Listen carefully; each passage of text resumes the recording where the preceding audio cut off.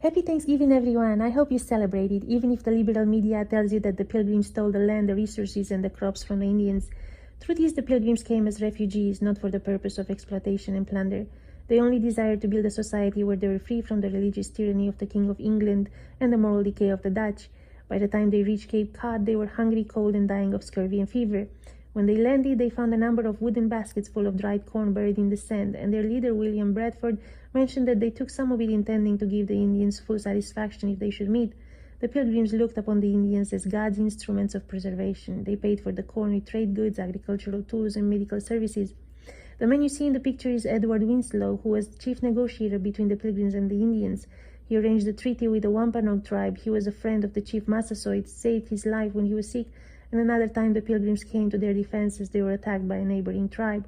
In 1651, Winslow had his portrait done, the only Pilgrim who had an authentic portrait painted during his lifetime. The Indians were indeed an instrument of preservation for all refugees from all over the world.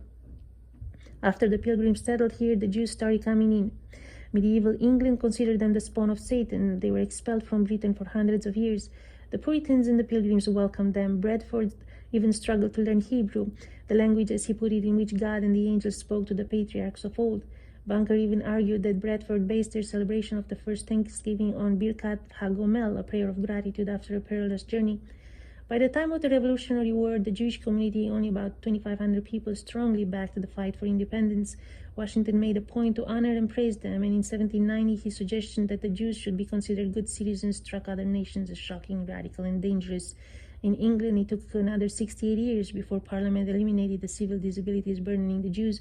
Jewish emancipation didn't arrive in France till 1806, reaching Austro-Hungary in 1867, Spain 1910, and Russia in 1917. At the time Washington wrote his remarkable message, no other nation on earth even came close to offering Jews equal access to citizenship and public office.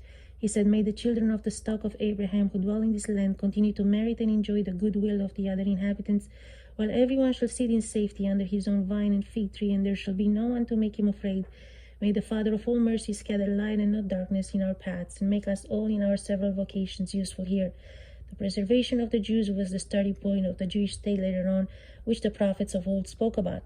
So yes, a lot of people have many reasons to thank the Indians. The most important reason to me is that by welcoming the Pilgrims, they made America the launching pad for the gospel to go into the whole world.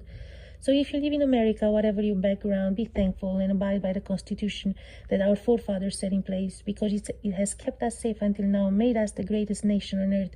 The so-called liberal progress is nothing but a deceiving path.